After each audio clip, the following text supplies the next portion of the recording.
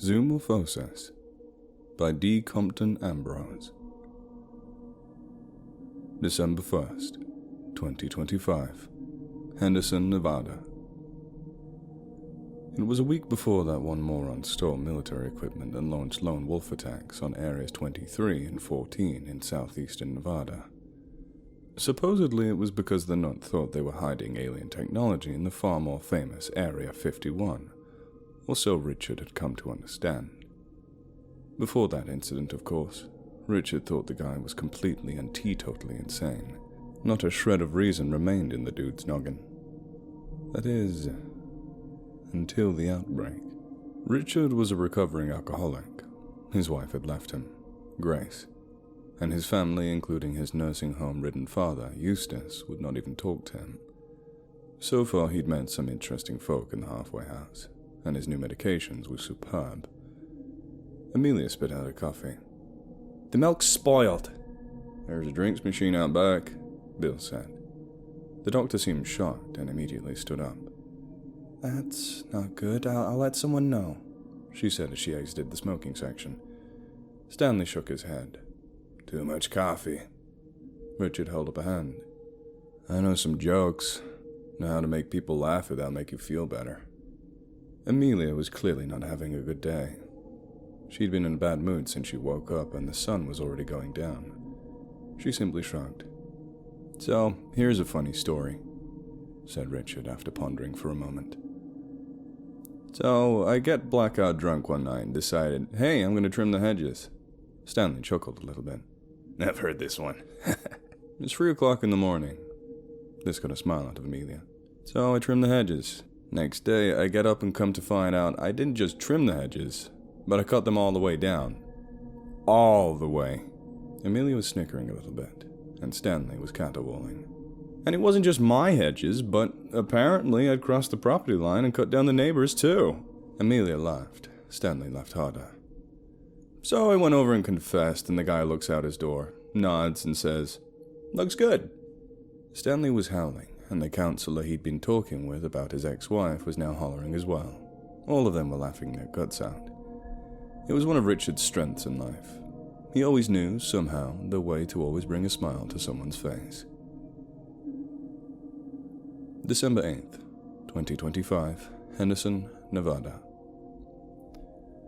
Richard got out the next day, and, as expected, went back to his usual civilian job at the local Air Force base in Mercury. The next week went by as usual. He'd get up, have coffee, drive to work, deal with the fix of the day, and go home. He repeated this process, as was expected, until the attack on December 7th, 2025. Even that day was usual. He went in, proceeded in lockdown protocols, attending the briefing, and went home. Easy peasy. It was the next morning that spelled a rude awakening. He was awoken 10 minutes before his alarm by an incoming call. Richard rolled over, groggily answered, listening to his supervisor, acknowledged, and hung up the phone. As he lay there in bed, it began to dawn on him what an eventful day he was going to have. Richard skipped coffee that morning and went straight to the whiskey, pouring himself a glass. During his first drink, Richard ruminated on the words that had exited the phone earlier. His supervisor had told him that the attack wasn't the real issue, and that several hours earlier they had documented an incident within the Groom Lake substructure. John didn't explain further, and over Richard's second glass, he raked his brain for what it could be. He'd mentioned a black project, something way above his security clearance and climate change. Richard made the logical connection and suggested that it must have had something to do with attempting to reverse the process. Something had gone wrong. Richard downed his third and fourth glasses quickly, but still felt the anxiety gripping at him from all angles. He'd been nearly 4 years sober, but today was different. John had told him to pack his things and get out of town, spend a night in Vegas, and then leave the state. He'd moved to Hendersonville to get away from his gambling and other addictions. Richard had even managed to quit smoking. But the one that had followed him here in the end was, of course, the spirits. But the more he thought about what could possibly spark an evacuation of such magnitude, a state over 3 million, continued to send goosebumps rippling across his skin. There were no kids on the streets, and an eerie silence hung over the housing development. Regardless of the implications of the present set of circumstances, he wanted to check on his friends, William and Vicky, who lived on the opposite side of the development. Richard packed food for the week, clothes and some items of value, toiletries and a shotgun he kept under his bed. He put that last item in the trunk. Richard came to find out over the radio as he cruised through the neighborhood in his Audi that just a few hours ago, the United Nations and NATO declared a nationwide blackout in North Africa. And now this. Whatever this was. 2 hours later, same day, Henderson, Nevada. Will had just begun to dig into his pork chop when he noticed something odd about it. He'd taken one bite, and meanwhile Vicky was tearing into hers with ardent fervor. He did a double take between his and hers, and immediately spat out his contents on the floor. Vicky reacted with disgust and horror. What the hell is your problem, William? It's moving. She looked down at her own half-eaten meal and immediately saw the same thing. Vicky began to gag and vomit the contents across the table uncontrollably. Within the regurgitation, she saw hundreds of squirming worm-like organisms, and the stakes immediately came to a form of horrific life of their own. As William stood rigid beside the table in stupefied terror, he realized that his wife of 12 years was dead. The parasites began to burst from her throat, stomach, ears, and nostrils. They arrived into harmony with one another, and her features began to contort as the worms fused together to form a new layer of tissue around her face and torso. Her screams became distorted into squeals and whines, and her face became elongated. Vicky's screeches and wails were soon joined by other inhuman sounds, and Will found himself no longer surrounded by normal, everyday human beings dining out, but pig people. 30 minutes earlier, Henderson, Nevada, same day. Richard drove for over an hour after finding them not home, and tried asking around, but nobody was home. Those that were home refused to answer the door.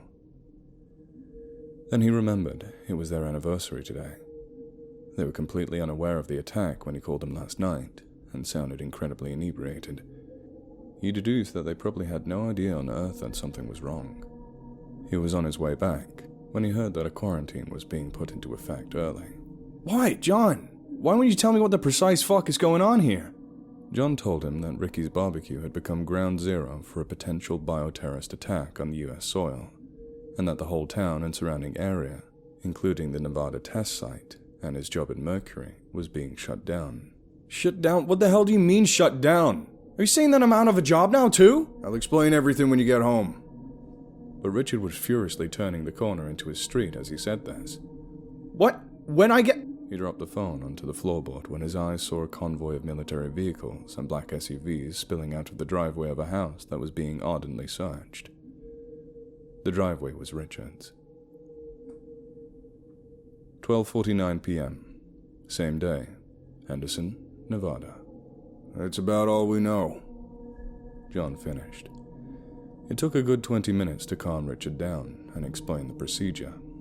But John only had 10 minutes of expose to go over.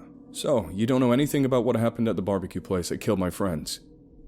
John exchanged an uncomfortable glance with the CIA agent to his right. He spoke. We're still not entirely sure, but we have a theory. Richard spread his hands. It certainly seems like we haven't got all day, he said with a sardonic chuckle.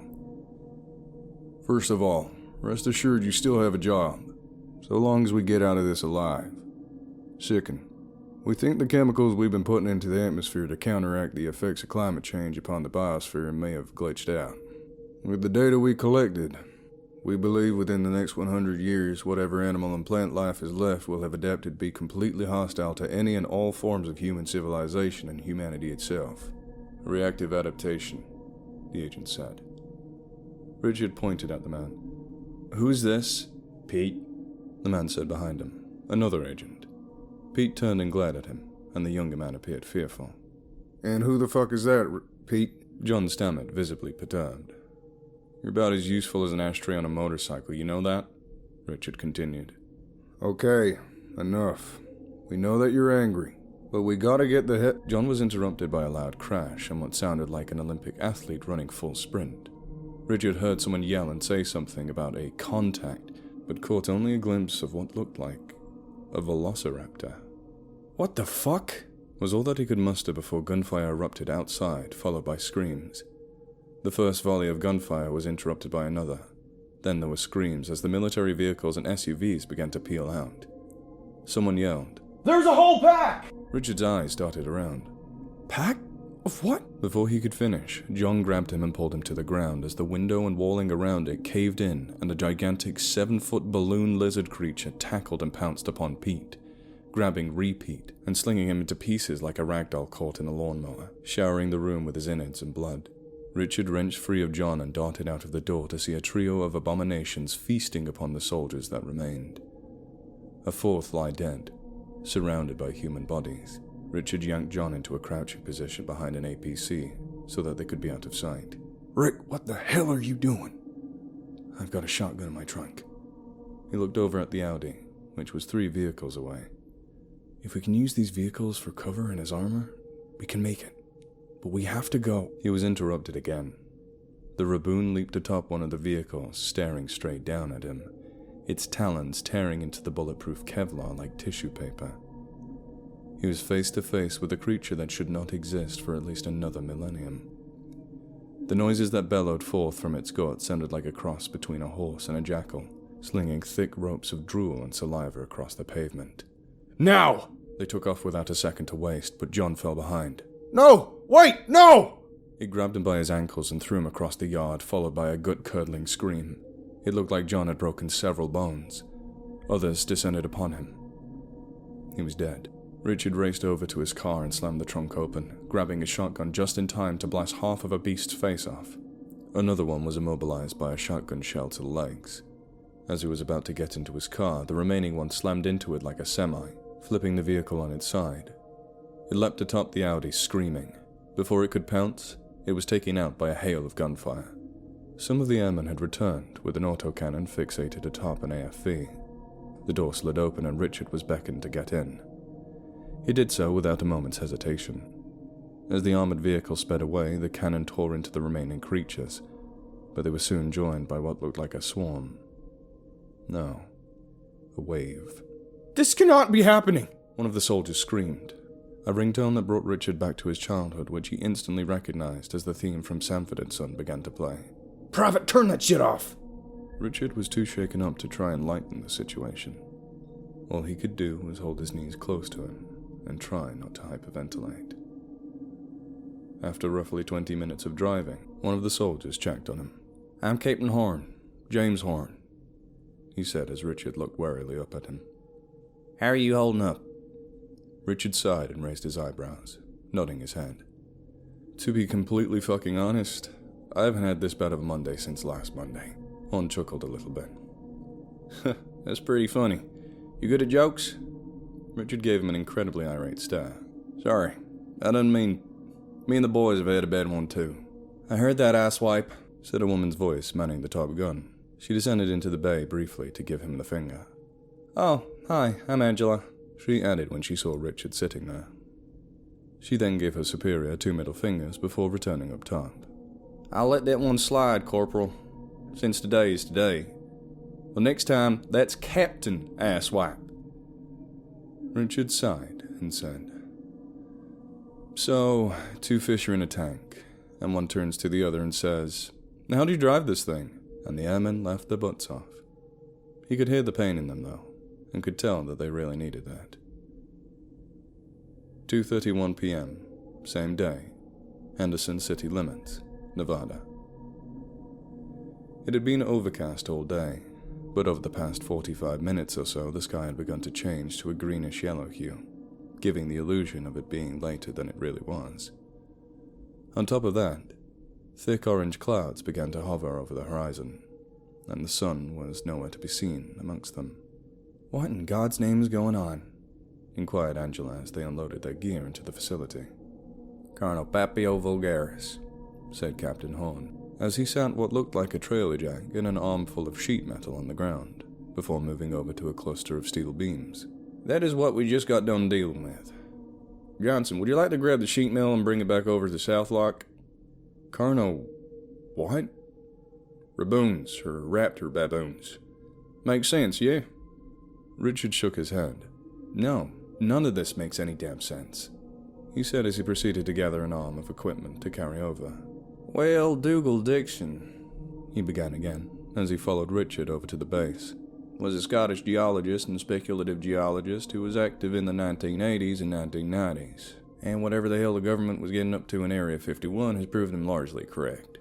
So you don't know what the hell's going on either, do you? That's what you're saying, asked a winded Richard as he sat down with the transmitter kit. What I'm saying is, this guy knew his shit. Not me, he replied as he turned back to the others and ushered them onward. Hurry the fuck up.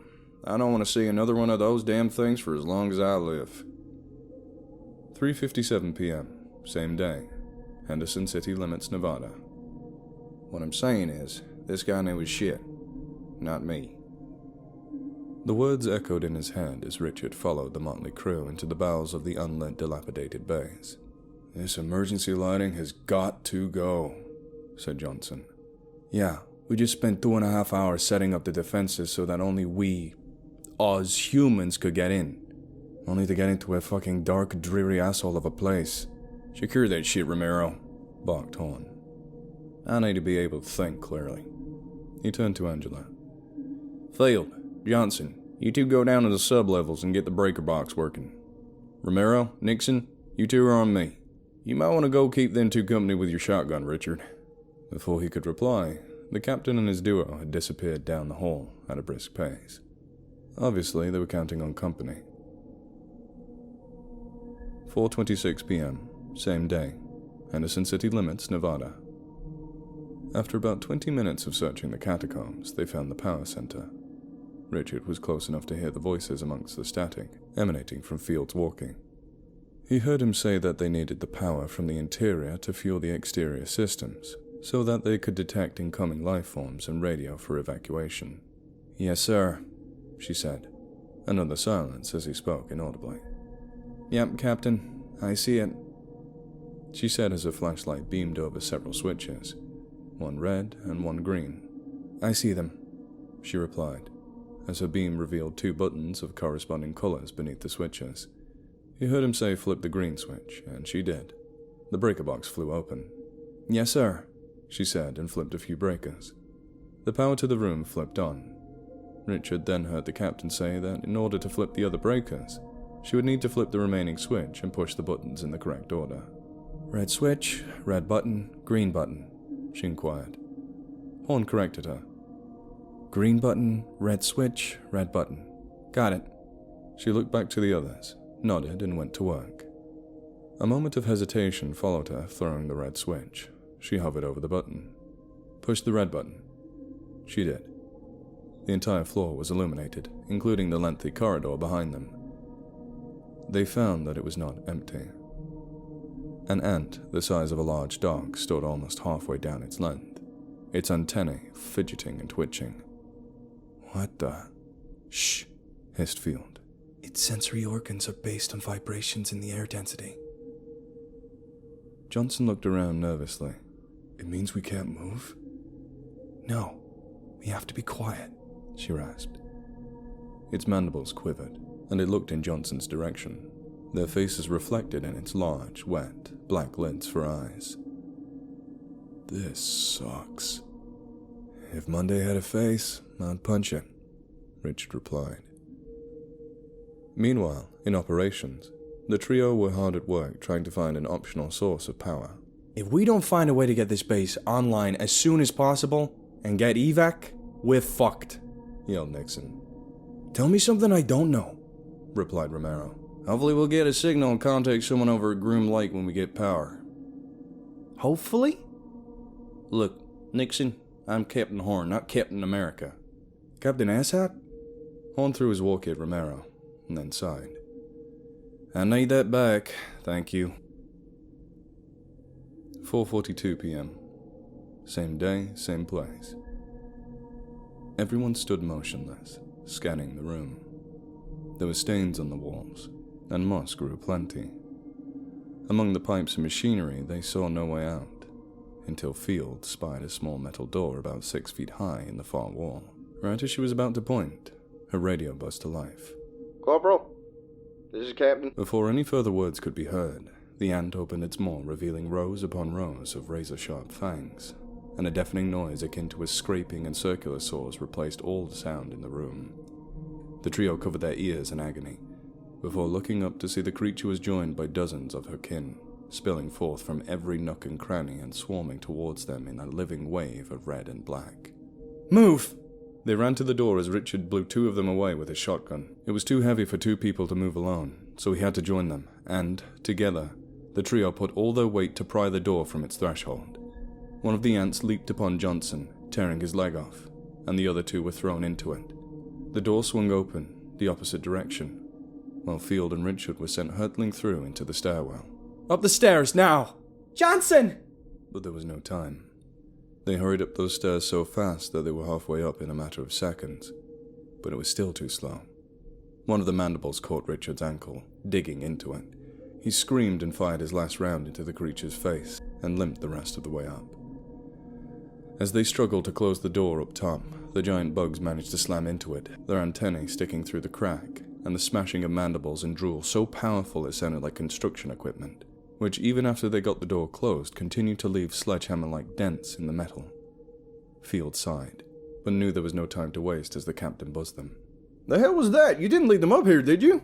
Johnson's dead! Screamed Field, getting in his face, and then shoving past him to sit behind the desk and bury her head in her hands. We still don't have power. Not all the breaker switches were thrown, said Richard. We still have this, said Nixon, bringing up a portable laptop. It displayed a 3-dimensional layout of the base. Looks like there was an ant colony beneath us before the outbreak. They grew in size and burrowed beneath us up into the lower floors.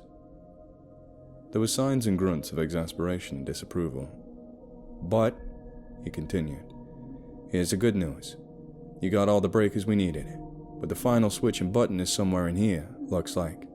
He trailed off, as his eyes settled upon the chair which Field sat in. She looked up at him from her hands. What? Look under your chair. Feel under it, said Romero. She shrugged and did so. Oh. A few seconds later, the room was illuminated in light. The small green glow of the computer screen was replaced by a large display dominating the back wall. On it was a layout of the base and the ant colony beneath it. However, in the center of it all was a large elongated signature, several floors beneath the power center. What the fuck? The people at Area 51 had a network of tunnels connecting all the bases within a 150 square mile radius. They were studying marine life for their use in the U.S. Navy Marine Mammal Program, such as with bottlenose dolphins and California sea lions. They wanted to add the giant squid to the roster, which isn't a mammal, but still. For the longest time, no one spoke a word. We're so fucked, stated Romeo. We won't survive if we don't find a way to secure the sublevels. Do we have any napalm or nerve gas? Nixon reached for his stun grenades. I have these, and the armory has a whole supply of napalm, nerve gas, and militarized quick read if we get down there. Captain Horn explained, scanning the blueprints. It's on the same level as where we just were, looks like, with a swarm of ants which your pet squid project just let in. Don't blame this on me. I still don't know what the fuck is going on more than any of us. That's too big to be a fucking squid, said Richard. You got your shotgun? Asked Field, standing up. Yeah, why? Because it's me, you, and the captain. Sir. Horn sighed, pursed his lips, and nodded vehemently. Let's get this over and fucking done with, said Richard, as he racked his shotgun. 5:19, same day, same place. Romero and Nixon stayed behind to observe the trio's progress through the surveillance cameras. Most of the screens were too dark to make out, and if it weren't for the blueprints they had, they would have no idea what they were looking at, let alone what the cameras were. Romero jumped slightly as Field shot dead one of the ants with a surprise handgun, delivering one final round when it decided to twitch before dying. You think we see more types of insects by now? Said Nixon. I wonder if they're already here and we just haven't seen them yet, Romero replied. Nixon gave him a look like he just made a dead baby joke. As if on cue, something lightweight but metal clattered to the floor from somewhere elevated, giving them both a fairly obvious start. Romero cocked his handgun. I'm gonna go check that out. I'll hang back and check the monitor. But before he could say any more, he noticed a ghostly white human face staring back at him from the left-hand row of monitors. Only, it wasn't human. As the damaged light flickered behind it, its silhouette was revealed as hairy and hunched over. It had noticeable feline and canine attributes, with some meerkat and rodent traits. Its most striking feature wasn't revealed until it stepped into the light, however. Captain, you got some of those monkey dog things heading your way, Nixon said through the radio, but before he could say any more, he was interrupted by Romero screaming, and a flood of hundreds of rippling legs. A centipede the size of a large man had dropped from the ceiling, risen from the floor and encircled Nixon like a boa constrictor. Romero screamed again, firing his gun, but before he managed to shoot the beast dead, Nixon had met the same fate himself. No, Bob! 5:37 p.m. Same day, same time. Nixon! Silence. Sergeant Robert Nixon, come in. Do you read? And nothing replied once more. Today really needs to chill out with all this Monday crap, said Richard. Everybody keep your guard up. Nick said something about one of those primates being nearby before we lost touch, said Horn. Richard responded with a simple sigh as they moved deeper and deeper into the complex. As they descended deeper, the trio began to experience disorganized thoughts and delusions. What the hell? Field turned to Richard as he said this. What? What's wrong? Richard was taken aback by her sudden hysteria and expression. What do you mean? I was talking about... She brought up her gun, aiming at him. What the fuck? Get down! She said before firing right over his shoulder into the wall. Horn looked terrified. What the fuck is going on here? Richard explained the voices, telling him his thoughts were not his own, and Field explained what she saw. It was there. I saw it. A ghost? She nodded, but agreed that something was outputting some sort of derangement frequency. Like a wavelength? Some kind of wavelength put out by some form of organism designed to explicitly target higher cognitive brain function in the large prefrontal cortex. She explained, her logic kicking on. But, she winced, I can almost feel it. They agreed to report back to Horn, who was seemingly unaffected. Eventually they came to a point in the facility where the structure caved into an opening leading underground. A thick stench of decay wafted up from the hole. An eye-watering and pungent fume followed. This must be where they're coming from. Goes all the way down to the water table. We need to... Before Horn could finish, he experienced a PTSD flashback and collapsed on the floor, screaming and convulsing in agony. Field screamed for Richard to help him with her, and he soon began to foam at the mouth, the milky white fluid spilling over his face. Hurry! She urged Richard, who fumbled with the first aid kit, swearing the entire time.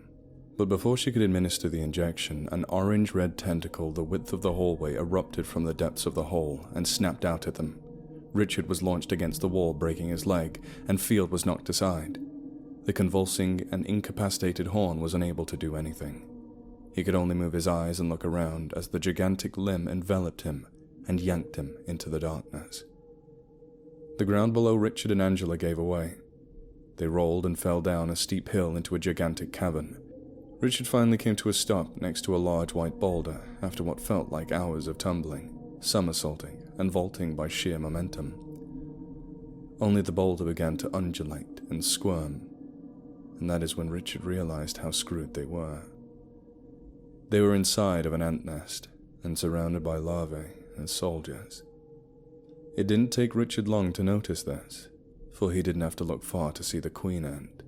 Her swollen abdomen dominated the chamber room, and he could say or do nothing but advise Field to stand and stay still as they fixated upon her. We need to be careful, he whispered as quietly as possible. Just stay perfectly still and quiet, he urged. But the captain has the detonator, she replied. Exactly. The tentacles enveloped his incapacitated body as they brought Horn closer and closer to the snapping, drooling, hungry beak of the land squid, he came to call it. Horn's arms and legs were completely immobilized as the gnashing maw hovered just mere inches away from his head, snapping and gnawing at the thin air. Horn knew it was now or never, and he used the last, mustered the utmost of what remained of his strength to press the detonator right as he was raised into the creature's bone-crushing beak. The jagged edges of the mandibles bit down upon his pelvis as he felt his thumb pressing against the button. Through tears and grinding teeth, Horn looked dead into the beast's single visible, room-sized eye and said, "Checkmate." Horn released the button. Just as Richard had suspected, the deafening booms from above initiated a cascade of earth, rock, and debris. The monstrous insects scurried into a frenzy, gathering their young and injured in their jaws and hurrying out of the way of the falling boulders. Richard and Field had to act quickly. They made their way with a quick sprint to the collapsing hill, which had begun to fall away to a more even slope. Although it was smooth enough to walk up, they found themselves dodging minivan-sized rocks hurtling at them at almost blinding speed. And even though they managed to just barely make it to the top, a platoon of monkeys and a raboon were waiting for them. The towering 7-foot monstrosity tore through one of the ants, and then turned their attention to the humans before them. Then Field did something that turned Richard's blood to ice. She jumped on the raboon, pulling her weight and the beast down into the ravine below. "Go! Get out of here! Now!" Richard screamed something, but it was about all he could do, because the cat monkeys were upon him. He made it back into the complex, slamming the door behind him. 6:41 p.m. Same day, same place. Romero could hear something. He knew what it was. The thing Nixon saw on the feed was getting closer. Each time he saw it, it was peering into the camera a bit closer to his position. Every 10 minutes or so he saw it closer and closer. And now he could hear it outside. He was trying desperately to reach Horn. "Captain, come in! I repeat, come in! Over!" Still, nothing. He decided, as the scratching and gnawing and growling grew louder and more frantic with each passing second, to try something more drastic. The Sanford & Son ringtone reverberated throughout the complex and was immediately followed by a deafening beating, scraping, and slamming. They knew where he was, and judging by how the door bowed and bent with each strike, he had about 10 minutes before the monsters came cascading into the small room he had been previously hiding in. And now, he would die in. He answered the phone. "What the fuck do you want?" "Look, I don't know. I guess I wanted to hear a human voice one more time before I died, because they found me too." Richard sighed, no longer flinching at the vacuous thrashing of the beasts outside. "Well, I guess that's fair." He agreed, and another moment of silence passed as they contemplated their respective situations. "Want to hear a funny story?" He blurted out almost without thinking. "Yeah." More beating, screaming, and thrashing. "One day my boss told me to hit the pavement and go looking for another job. Back in the day, you could throw down an app, and if they needed you, they'd hire you on the spot." Slamming, howling, scratching. "Well, day one of the job search, I got on a bus and come to find out a woman had pissed on the seat." Beating. "When I told the employer, he said..." Tearing. "Well..." The door gave way. The monsters came in. "At least she didn't shit on it."